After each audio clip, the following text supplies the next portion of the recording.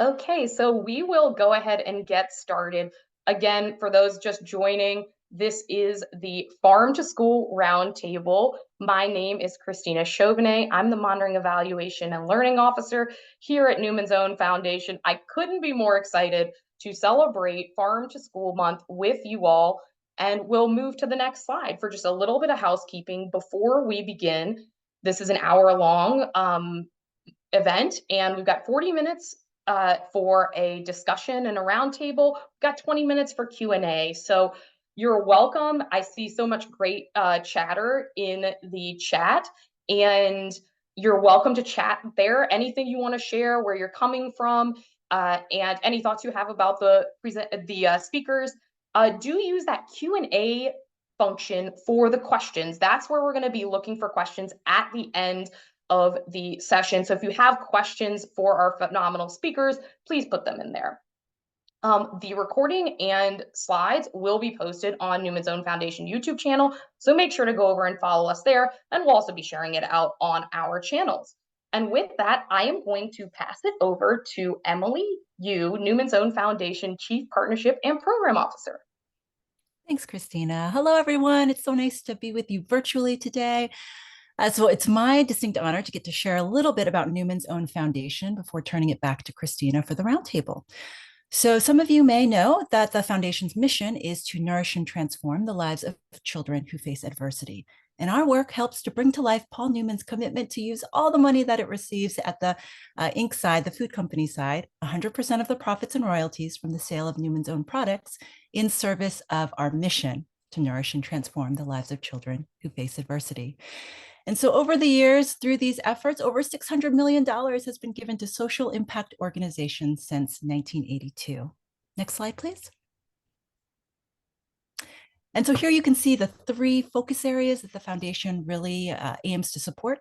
We're so honored to be able to work with amazing groups and entities across the US that are working to promote not only nutrition education in school food, but also Indigenous food justice, and to work to create joyful experiences for children with serious illnesses. And if you'd like to learn more about the foundation, I encourage you to sign up on the newsletter, which you can find. We'll drop that link in the chat in a moment, or check out our website or LinkedIn. All right, back to you, Christina. Thanks so much, Emily. And as Emily said, we'll be dropping some links in the chat for how you can stay in touch with us. And it is now my honor to introduce our wonderful group of speakers today. So I'll invite all of our speakers to come on camera, and I'm going to introduce them one by one, and I'm going to ask them the scope of to share the scope of their organization's work as it relates to farm to school, and of course, a very important fact, which is their favorite crunchy vegetable. You already know who I am, but I think it's important that you know my favorite crunchy vegetable is it's beets. I've got beet earrings on. So with that, I'm going to turn it over to Julie Brewer, the director of USDA's Office of Community Food Systems, to kick us off. Hi, everybody. So thank you, Christina, and everyone for having time today to talk about farm to school. It's my favorite topic.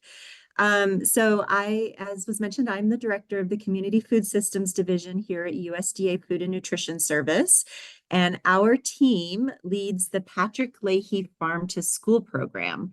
So we provide grants, training and technical assistance, and research that helps child nutrition program operators source and use locally grown food in their meal programs, and helps them teach children about where their food comes from and why that matters. So even though our name is Farm to School, our work at FNS extends to all of the places where kids are served by our child nutrition programs. So that includes schools, childcare, after-school centers, and also summer sites. So, and my favorite vegetable is especially seasonal right now, squash. I love any kind of squash, and it's not really crunchy, but it's my favorite. Depends how you could be crunchy, it depends on how you prepare it. Thanks so much, Julie. And next we have Jiyoon Chon from National Farm to School Network, the communications manager there. Go ahead and share a little bit about National Farm to School Month and what your favorite crunchy vegetable is. Yeah, thank you, Christina. Hi, everyone. I'm so happy to be here to talk about Farm to School and Farm to School Month.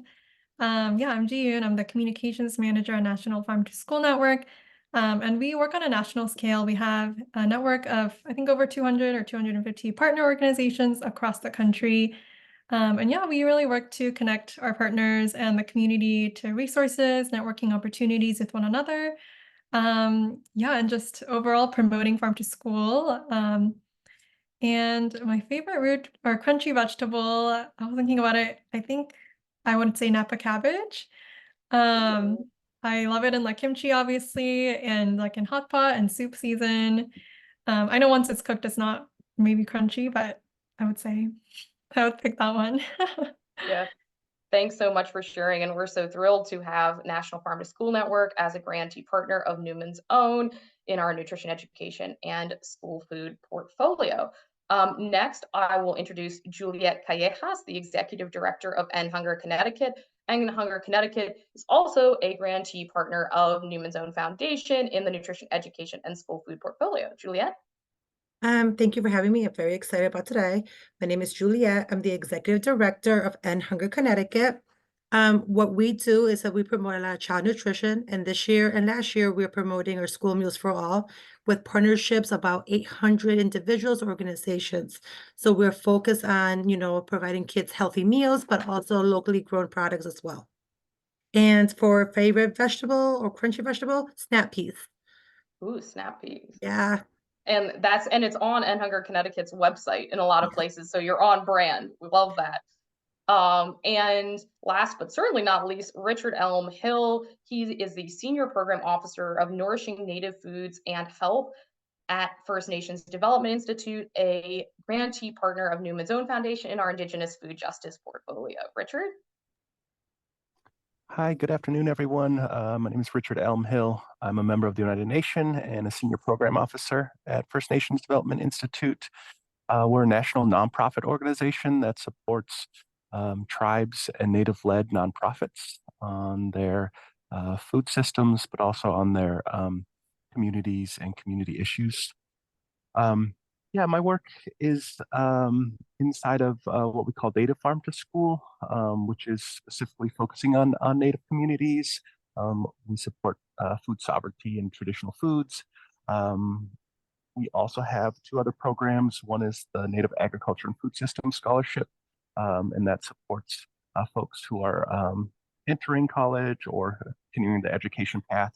And then we also have a Tribal Food Systems Fellowship for continuing graduates. Thanks so much, Richard. And thanks to you all for sharing your organizations and what you're working on related to farm to school. And I'm gonna have to go and make some salads and roast some vegetables after this because I'm feeling very hungry.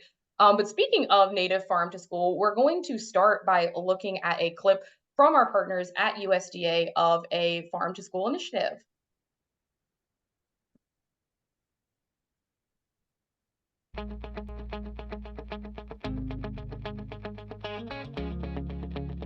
We are here at the University of Nebraska East Campus.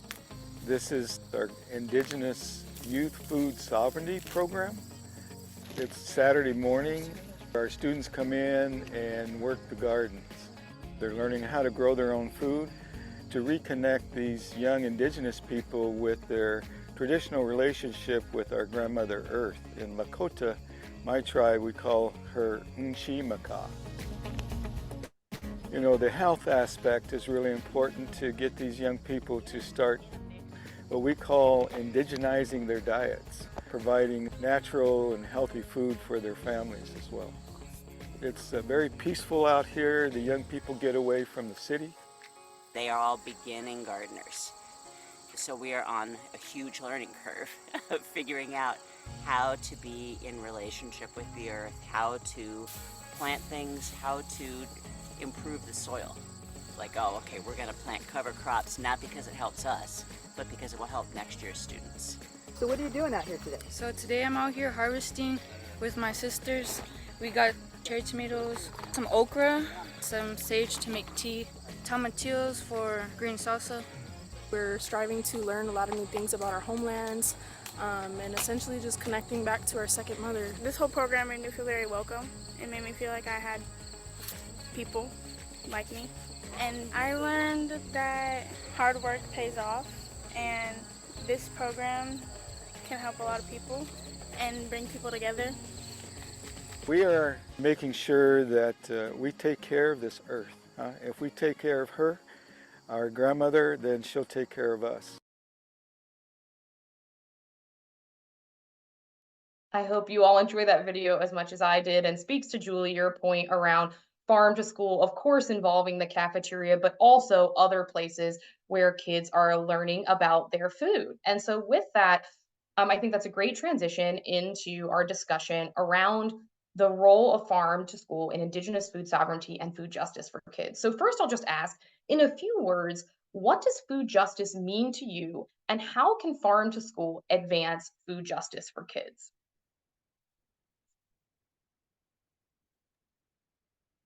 Richard, kick us off. Yeah, I guess I'll start. Food justice always reminds me, I mean, with youth reminds me of food injustice. And so I think starting away with where, how the, in Native communities, what the food system looked like, and bringing piece of that back together. So a lot of times we look at rebuilding some of those experiences of tasting traditional foods, where we go and gather, how we get those foods, and then just kind of bringing that into the forefront. So the more I see schools and even educational supporters putting emphasis on that, that to me is kind of bringing back that justice piece, where we're designing it with intention for it to be there for a long time, rather than pulling it and taking it away. I love that, designing it with intention. I think that really gets to like how the food system is so connected to farm to school. Others want to add? Yeah, I would love to add. I think there's definitely multiple parts to food justice. I think part of it is that everyone has that access to affordable, fresh, nourishing, and the culturally relevant piece is also very important too to that food. But I think the also other part is that we also always emphasize at NFSN is that everyone who's involved in growing, distributing, preparing, and cooking that food is also fairly compensated and able to thrive by being part of the food system. Which I know is always a struggle sometimes, and that's always an ongoing progress. But I think farm to school does address both of those things. It brings that into the cafeteria, offering that nourishing, culturally relevant meals to students and sourced from their local community. And the other aim of farm to school is to provide that market opportunity to small and mid-sized producers and harvesters. And I think, many of us, including NFSN, advocate for better compensation, professional development opportunities to the food service staff too. So I think there's a lot of different pieces to this.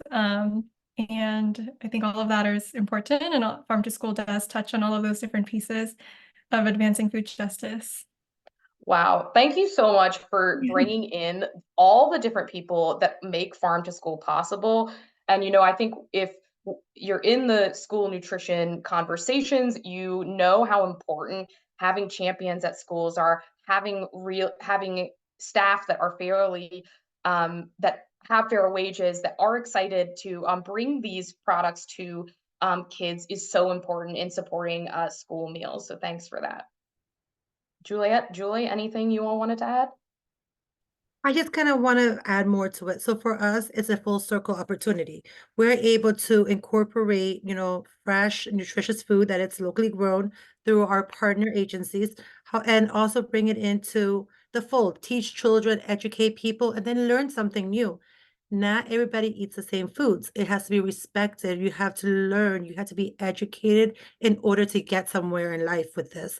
It's the steps. It's learning steps. You're learning to build. So every day you move forward, you step a little higher, and it makes a big difference in the system. I won't add much. I'll agree with everything that has already been said, and just emphasize that farm to school is a fabulous place to bring all of these ideals together in one place to work on them. Yeah, absolutely. And we're going to get you all set up the rest of the conversation so well, because we're going to get into a lot of these different issues in farm to school, how it relates to local economies, how it relates to school meal programs. But first, Richard, wanted to dig a little bit deeper on Indigenous food sovereignty, and just ask you to comment on how farm to school programs support Indigenous food sovereignty, and what opportunities exist to strengthen that connection? Yeah, I think there's a lot of self-defining of what control looks like within your food system. And so in Native communities, when we talk about Native food sovereignty, sometimes we're talking about the tribal level of control. But I really love the conversation of when we apply it to schools, that youth are a part of that decision making, deciding what foods do we want to have access to, where are learning opportunities that we want to pursue, and then also maybe codifying some of those things within school policy and tribal policy levels, that sometimes get underlooked from the wider policy conversation because not everyone's um, attuned to what's happening in as Native issues come across the school food system. I think that the food sovereignty part of it is not only about control, but about the way we think about our food system, so our indigenous thinking. And in that sense, the students are learning how and why things are connected, how and why we do um, and build culture around our foods within our school systems. And so in an indigenous way of thinking, that's all a part of the education that should be happening in the day. It's not separate or happening outside of our worldview. And so we want as many layers and depth of knowledge to come together inside of that space. And so I would include all that into both food sovereignty and level of control there. Yeah, thank you hit on so many great points there, and I particularly like the framing of that as like of nutrition education and food education as not a separate silo. And I think when we look at farm to school education models that have been really successful, it's been that incorporation into one big education system, and food is a part of that culture, whether that culture is in schools, whether it's in the community, whether it's at home, food is a part of that culture. And so thank you for sharing that. You also brought up a good point around engagement of youth in these programs. So just wanted to open it up to other folks to see if you had anything to share about either how your organization has engaged with youth or other opportunities you see to grow that engagement with youth in farm to school.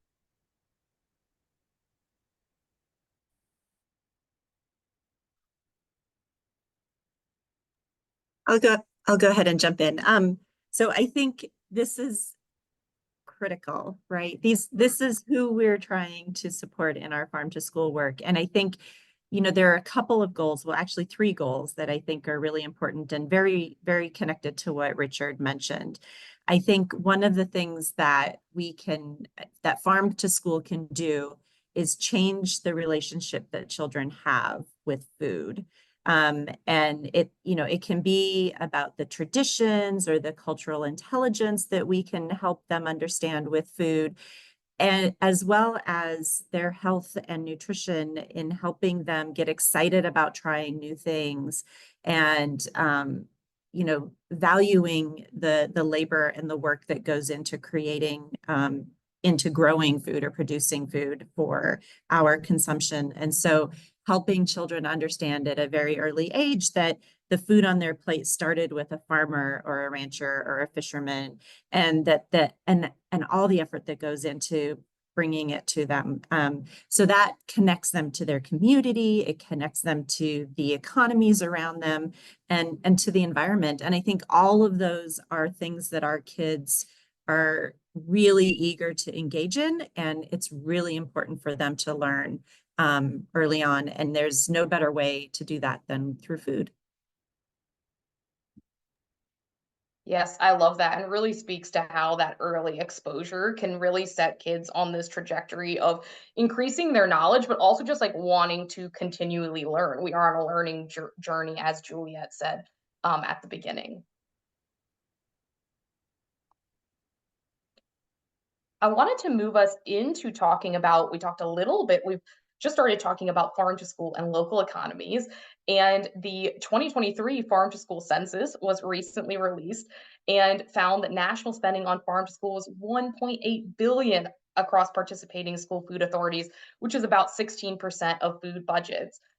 Julie, and maybe first you might say a little bit about the farm to school census and what it is, in case folks are not familiar. But can you also just set the table for us on how that spending compares to prior census results? Sure. As background, the Farm to School Census is a periodic survey that the U.S. Department of Agriculture conducts among all the school food authorities, which is a fancy word for school districts across the country who are participating in the National School Lunch Program. And so we survey them to find out the scope and depth of their farm to school engagement. So everyone gets a survey, not just the ones that we think are doing farm to school. And so that helps us understand that now 74% of all school districts across the country are doing farm to school, which is amazing. It's mind-blowing. And that also means that farm to school is here and it's here to stay. And so what we're focused on is really deepening the work that's happening across farm to school. And so to your question about how the spending relates to 2019, which was our last census was in 2019. And the dollar amounts have gone up, but relatively speaking, it's very similar to the amounts and the percentages that schools were spending in 2019. What I think is really interesting is the shift in the types of products that schools are buying.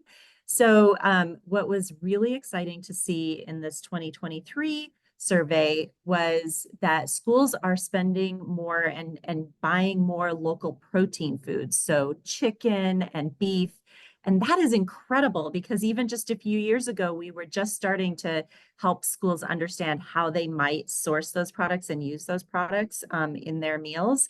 So to see that those two have moved into the top 5 is really exciting and is an example of that kind of what I call deepening of engagement. So it's not just the easy apples and carrots and tomatoes. It's the other things that are a little trickier, but also really important to include in a healthy school meal. So I also want to note that the 2022-23 school year, which was the school year we surveyed, was very close to the very early days of some significant investments at USDA for helping schools purchase local foods.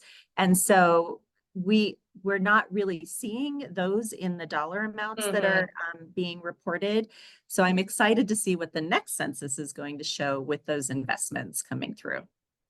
Yeah, it's truly remarkable. Thanks for sharing how that has grown, not just in the depth, but also in the breadth of what people are purchasing. And a fun fact is I did my dissertation on using the farm to school census many iterations ago. And I think at that time, 41% of schools were participating. So it just goes to show how much that has changed. And it's really exciting. Farm to school is here to stay. Love that. And I just wanted to open it up to the rest of the group to just comment on this connection between farm to school and local economies that you've seen in your work.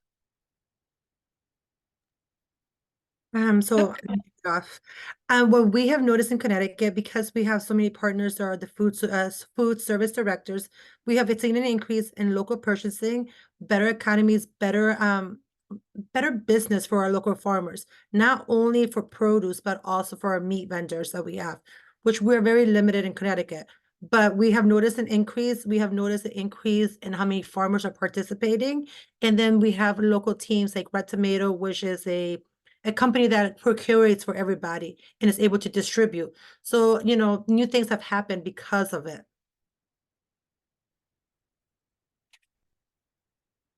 Yeah, absolutely. And I love that. It's so multifaceted. And Jiyoon, you had said that at the start. So we'll give you an opportunity to just expand on. I know you all have done a lot of work around the economic impact of farm to school.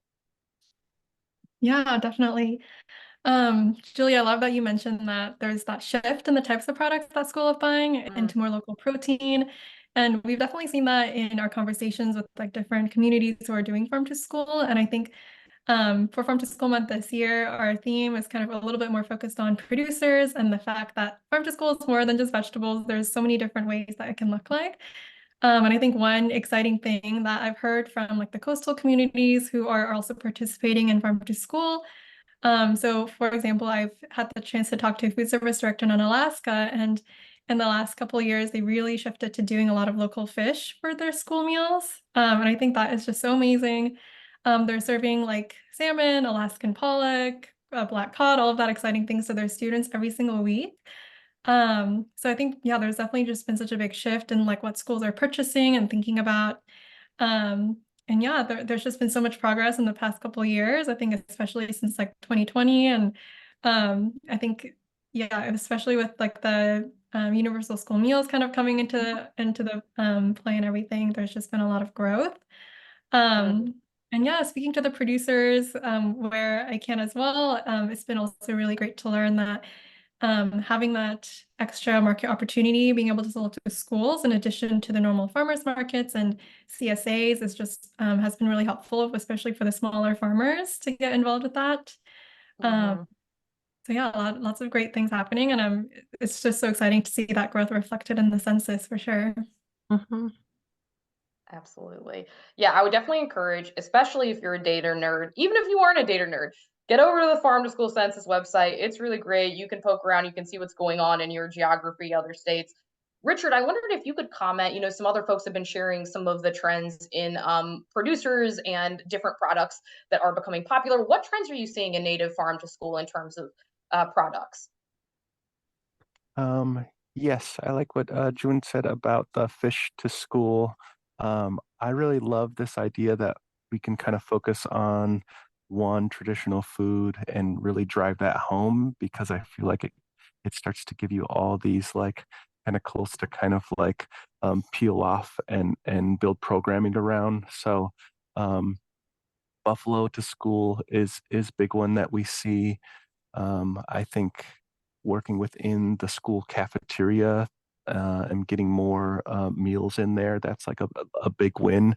The native producers, um, I feel like it gives them an additional panel in terms of planning and deciding how much to grow or how much to produce to get into the school. And so it kind of changes the relationship that they have in their farm planning or their own sourcing of food. So that's really great to see, because I think there's a bottleneck there because of the demand for traditional foods and the desire for them to be in the Mm. schools, and all the programs are really great.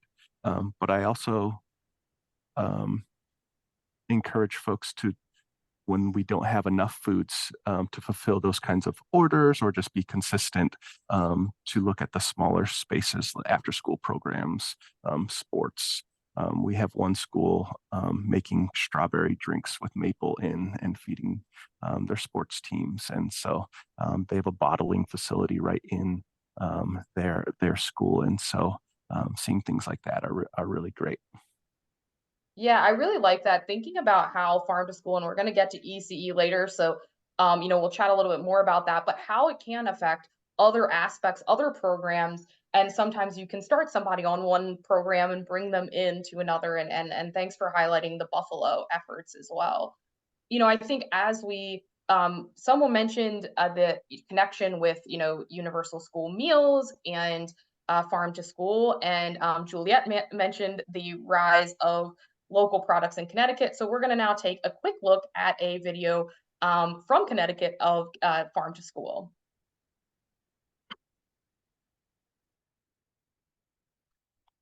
So I tried some kale today and it was actually really good. I loved it. And I usually don't like try new foods, but this new food was actually really good. As Director of Business and Operations, I think school meals is incredibly important. I don't get into the classrooms, I don't have much to do with curriculum, but I do have a lot to do with the things that make kids prepared for learning.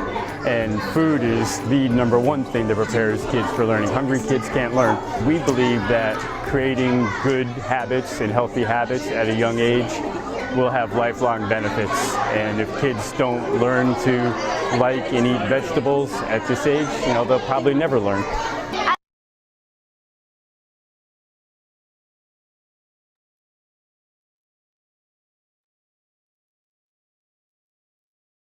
I absolutely love seeing a kid admit that they didn't think they were gonna like it and then turning around and liking it. So Juliet, I'll start with you and just to talk about some of the work that you've been doing around healthy school meals for all and how farm to school has come into that conversation. So we started this campaign very small. It was just Hunger Connecticut taking on the charge in Connecticut. Thanks to the partnership of Newman's Own and other partners, we were able to expand it into a collaborative. So we brought in about 800 plus members, individuals and organizations. We're able to have support from Food Corps. We do a lot with the food service directors and nutrition. And a lot of the pediatric offices are actually boarding on and helping us, healthy eating, better children, better grades. So what we are pushing is we would love schools to be able to drop as much money down through the reimbursements and get Connecticut grown products or even local from our sister neighborhoods, New York, New Jersey, Massachusetts. We have noticed an increase in participation in school meals, breakfast especially.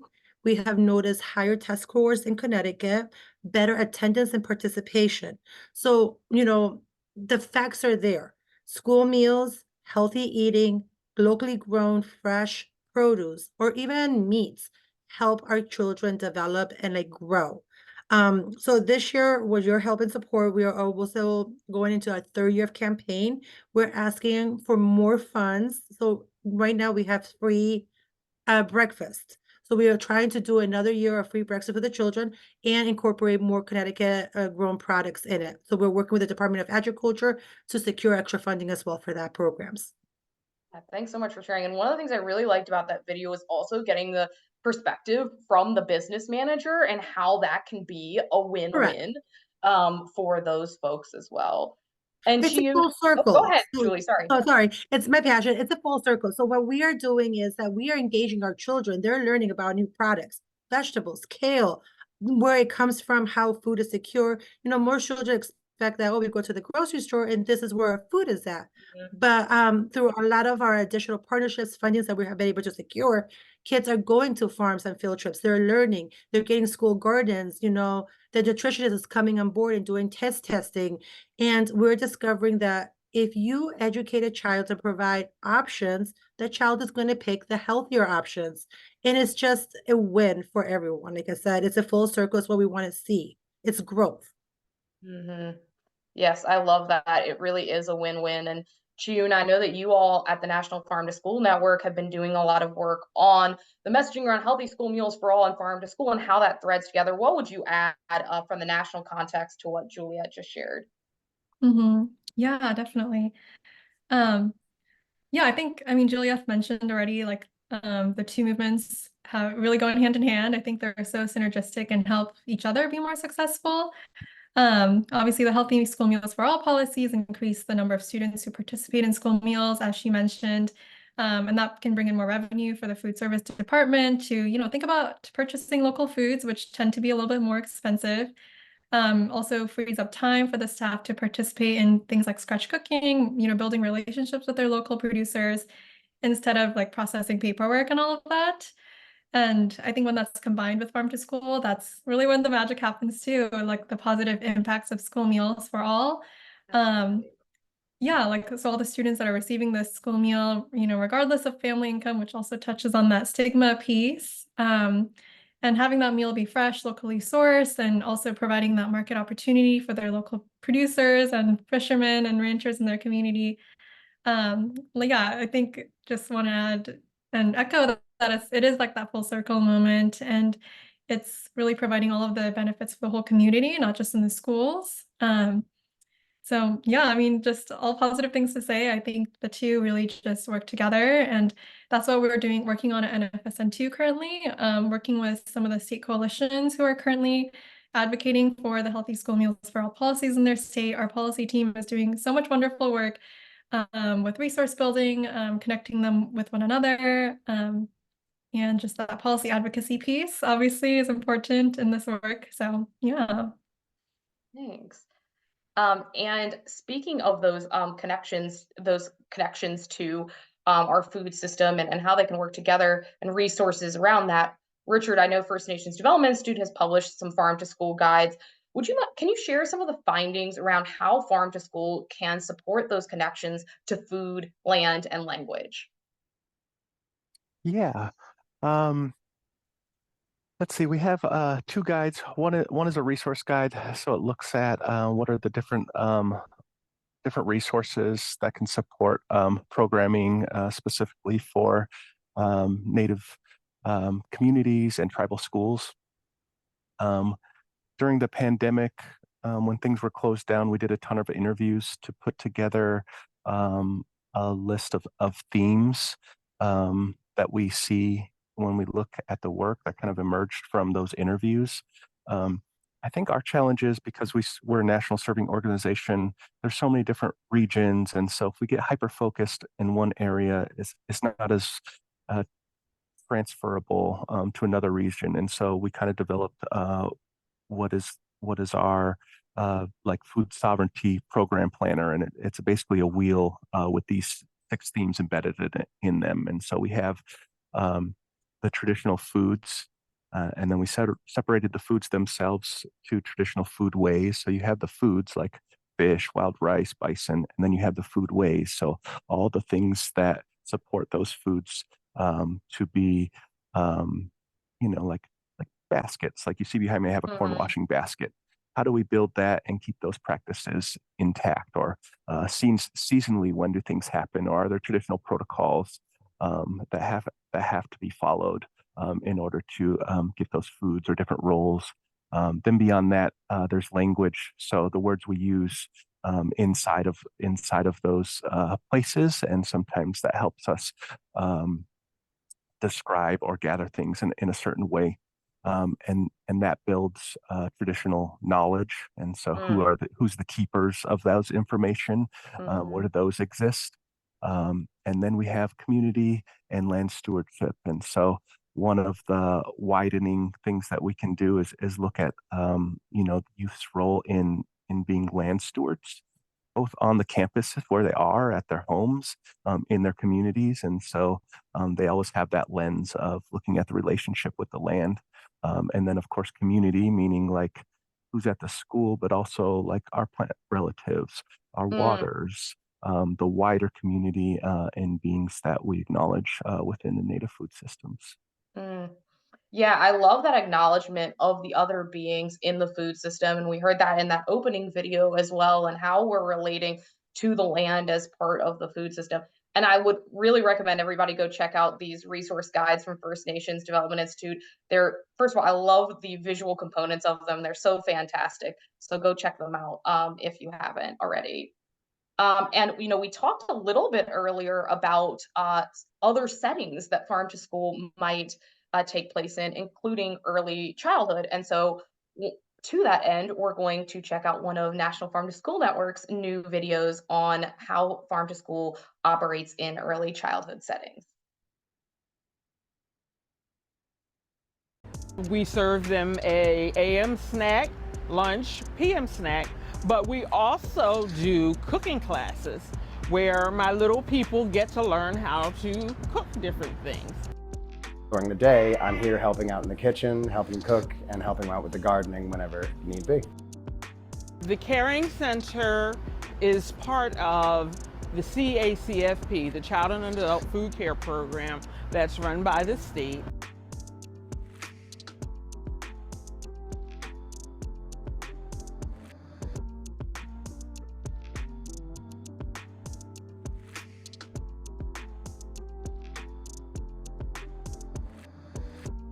Thanks to the grant, we are going to be expanding into a lot more fruits, vegetables all year round.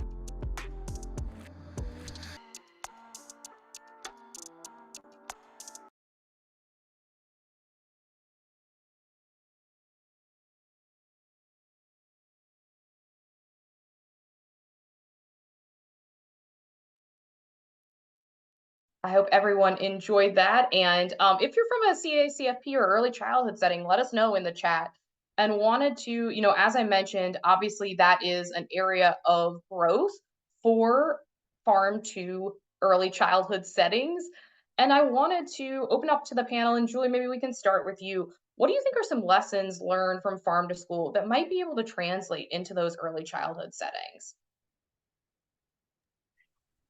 I think there are many, many things that we already know about farm to school that can translate into childcare settings. But I think I want to flip that question a little bit, because a lot of the challenges we hear about farm to school can be beautifully addressed in childcare settings. And one of those is, we often hear that acquiring the quantities needed to serve a school from a small local producer, or identifying producers who can meet those quantity needs, is a challenge. And I think childcare settings are often, very often, much smaller populations of students in a setting that dovetails very nicely with connecting to a local farmer, and having smaller quantity needs mean that it might be a little easier to identify through a farmer's market or some other grower cooperative that might be able to connect you to someone to produce those foods for your ongoing needs in the childcare settings. I also, that creates opportunities for some really creative models. And I've seen so many very creative things that have been going on in those smaller settings that are really promising. And as you said, this is a great area of growth for the work that we're doing in farm to school. I love the way that you flipped that question, because there is nothing like seeing the littlest of citizens digging into farm to school. Anything anyone else wants to add about early childhood? I think it's a great opportunity to start them young to eating what they need to do. The components are all there. So the children are being introduced to healthy vegetables, fruits, proteins, the healthy grains. So when they transition into kindergarten school year, they're so used and accustomed to, hey, this is the norm, that there is less waste. There's more taking advantage of the nutritious food that is being provided to them. So it increases the opportunity for a child to like grow, because they're so used to what they're eating, what they're providing. And in early childhood, like in daycare centers or family groups, it's more a family style too. So they are engraved, like everybody eats together. It's very communal. It helps develop and grow a little bit different. Mhm. Yeah, and I'm seeing a lot of really great examples in the chat of ways that folks are working in early childhood settings. Richard? Yeah, we have a breastfeeding and first foods Mm. program at First Nations, and so it's really looking at supporting the mothers and fathers, kind of that family unit, with the idea that introducing traditional foods at a young age really supports the taste buds development. And so if you think of like having those foods at home and then going to school and they're gone, it's just another level of like where we can kind of continue that memory of what home feels like. And so we've had folks who, when they move away from their communities, at later ages, and they feel like something's missing.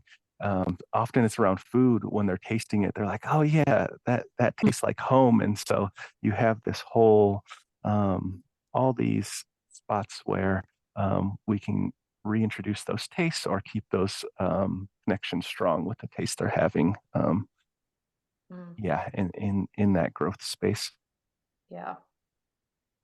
Yeah, thanks so much for sharing. And yeah, it is something that continues throughout our lives, and also can be a place where it's planted early. And love those how you all set that up. We are getting some questions in the chat. So we're gonna jump to those. I also would say NFSN for folks that are in the early childhood space, NFSN has a great early childhood listserv that you can join. So we can hopefully drop that link in the chat, and you can go to their website and check that information out. Well, if you're listening and you have a question, reminder to put your question in the Q&A tab. That'll help us, because we're getting so many great things in the chat, but help us move the questions to the panelists in the Q&A tab. So we'll start out, Juliet, a question for you from Woody. Great job. What do you see as the challenges to moving your amazing program along faster? Budgets. And that's where it goes, and the budgets. We were able to secure the 16 million, but it was ARPA funds. So our goal is to secure it in the state funds. We want to be able to carry this program not for a year or two. We want it to be secure for, 10, 15 years. And then if there has to be a change, it will be changed. But our biggest thing is securing a set budget.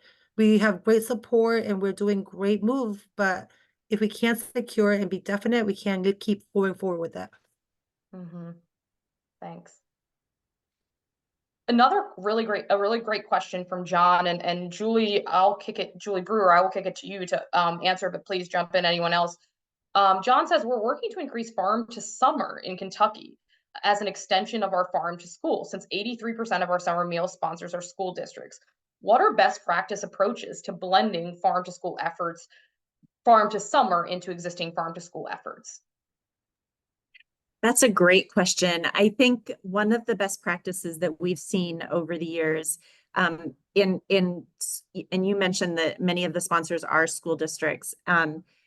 In cases where school districts have really thriving farm to school programs, but no summer program, they often struggle to keep the gardens and the activities that are on the school properties going during the summer months. So having a summer group of potential helpers in that work is a best practice that we see across the country, in being able to kind of provide that consistency through the whole calendar year by connecting to the summer activities, meal programs, and folks who are on site at the facility.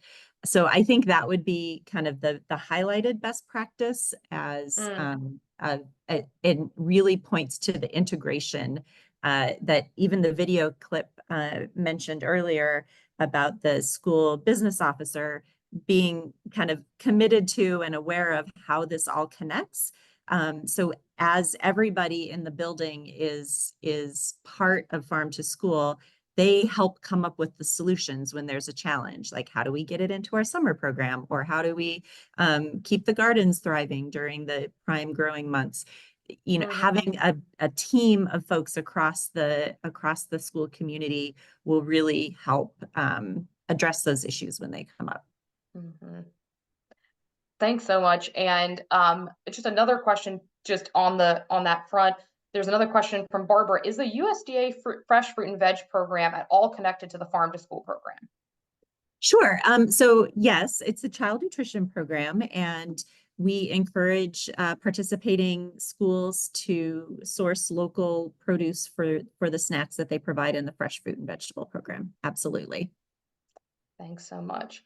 And I wondered if this is just open to the panelists. There's some questions coming in about different resources, funding opportunities, things like that to support farm to school efforts. So just wanted to open it up to this group. What opportunities exist either within your organization or in the wider space that you would recommend folks check out? And I can encourage folks that are interested in future Newman's own foundation opportunities. We do have, if you subscribe to our newsletter, I think a colleague of mine is dropping that in the chat as well. You can stay abreast of future funding opportunities. So that's the best way to stay in touch with us for future calls for funding. Other folks, does anyone else want to jump in? Sure, Yeah, I'll I think hop I know in. that. Oh, sorry. Go ahead, Richard. I'll just quickly mention First Nations has the Native Fundraisers Community of Practice. So that is for Native-led nonprofits or Native fundraisers, supports grant writing. You get introduced to all kinds of resources there that focus on funding for Native communities. Awesome. So important. Jiyoon. Yeah, and National Farm to School Network. We do also have a weekly newsletter that we compile, and we always try to pull, current grant opportunities, resources, job opportunities, all of that in the farm to school space. So that is also a free resource that anyone can subscribe to and check out. So I would, encourage that as well. I'll just add, so I mentioned earlier that we have a grant program that is authorized for the Farm to School program. And every year we have a competitive process that folks can apply for funds through the Patrick Leahy Farm to School grant program. And we typically release the request for applications during Farm to School month. I'm very hopeful that it will go out this week, so keep an eye on our website for the announcement that the competition is open for 2025. And we have a variety of different grant tracks that folks can apply to based on where they are in their farm to school journey. And we provide grants of about $5,000 up to $500,000, depending on the type of organization and the type of project that you're pursuing. So that is a great resource, something that is very well used by folks out in the community trying to do this work. In fact, this year, we had a record in 2024, a record funding amount of $4.3 million. And we reached the $100 million over the life of the program goal. So we're really excited about all of the great work that we're able to support through our grant program. One other thing that I will add is I saw the question in there about the local foods for schools and local foods for childcare announcement that came out earlier in this month from the Department of Agriculture. That program will provide funding through cooperative agreements to states to help their participating institutions purchase local foods to use in their meals in schools and childcare facilities through the child nutrition programs. That is still under design. Folks, we're still talking with our sister agency, the Agricultural Marketing Service, who will lead the funding for those programs. So we're having conversations every day about getting that funding announcement out. So I'm hopeful that it'll come by the end of the year. Yeah, thanks so much, Julie. I know a lot of folks in this community really excited just to see that commitment and the growth and of farm to school. So thanks for that. Can I just, I'm sorry, I don't mean to interrupt. Can I just add one more plug? So we have a monthly newsletter called The Dirt, and I'll go get the link and drop it in the chat. Also a great resource. We always have a resources section in that monthly newsletter that lists funding sources that we know about. Many of them are federal, but we also have many partners that have announcements. So it's also a great resource for keeping informed about what's out there. Sorry. Thanks so much. Yeah. I want to hop to, we are getting a lot of great questions. We're going to try and answer as many of them as we can in the next 7 minutes. But I love this question from Amy. When you dream big, what is your biggest hope for children in the next decade? Juliet, I'm going to start with you because I know you're a dreamer. I am a dreamer. Yeah, I want to stay with a school campaign, so I would love to see every child be able to receive all their school meals and at-risk meals for free. No paperwork, no problems, no debt.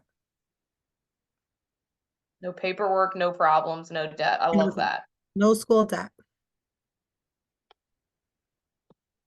Floor's open. Anyone hop in. What's your biggest dream? I think, yeah, similar to that, obviously universal school meals, school meals being considered just as important as textbooks, as we love to say, for children to succeed and feel safe and thrive in schools. But I think also just farm to school becoming a household term that everybody knows, and just it becoming the norm for what students, families, schools want and are also able to implement for their communities, I think would be the dream. Make farm to school a household name. I love it. Yeah. Richard, anything you'd add? Yeah. I mean, what comes to mind first is native control over lands. I just think education inside of that with Indigenous thinking knowledge and what we have with climate change is like comes to mind quickly. But I've been really excited about some of the immersion schools I see, which are teaching in their language. In other schools, sometimes in the urban setting is like multi communities, native communities represented in one space, so they can teach anywhere from 4 to 12 different languages, and then with that floods in all these foods. And so, yeah, I just get excited when there's kind of these just gathering and learning spaces that are really well kept and nurtured. So I look forward to more of those. Thanks so much. Julie, anything to add to that? Yeah, I'm going to get a little personal here. I I have been in this business of helping kids have nutritious food and helping communities build food systems that work for them for over 30 years. And in kind of looking back at what in my early days of that work, what we thought was possible or impossible, we have surpassed all of those hurdles over time. I remember, starting to work in summer food and thinking, wouldn't it be great if we could have a household benefit that helps kids fill that gap during the summer? And everybody said, oh, it's not possible. It would be billions of dollars. We could never do it. And now we have summer EBT. I remember when we were promoting school gardens before school gardens were cool back in the 90s. And, now we're like 74% of school districts are doing farm to school. People say, oh, it's too hard to get local protein into my meals. And it shifted into the top 5. It's amazing to me to kind of look back at history. And I'm so, so hopeful about what we're going to be able to call and meals for all. Oh my goodness. People say, oh, we would never be able to get all free meals. And I just feel so, so hopeful that we are on a path to getting there. So everything that has been said, with the addition of helping small farmers thrive and have markets that they can rely on and sell their food to, and know that that food is being consumed in their community, I think the future is very, very bright. And I think even though it takes time to get there, knowing that all of those things we thought were impossible are now fact and truth today should give us all hope that what we're doing now is really going to impact the future. And just keep at it. It's wonderful. It's so exciting. Oh my gosh, Julie, I really just got chills listening to you talk about how not only farm to school, but wider child nutrition, the progress that we've made over the last decades. And we're really lucky to have you in a position at USDA to be a champion for farm to school. Just a couple minutes left. So I am going to just move us. I see a question in here around how do we address food consumption from an age-appropriate perspective as it pertains to growth, height, and weight of students today? You're addressing a lot of really good points here, and I think that this is a little bit about how we look. Well, we've been talking a lot about like systems level farm to school efforts, and I think what this person is talking about is more like looking at changes in dietary behaviors, food knowledge, things like that over time. So I'm just going to open up. If anybody has any thoughts on that, how we address food consumption from an age appropriate perspective as it relates to growth.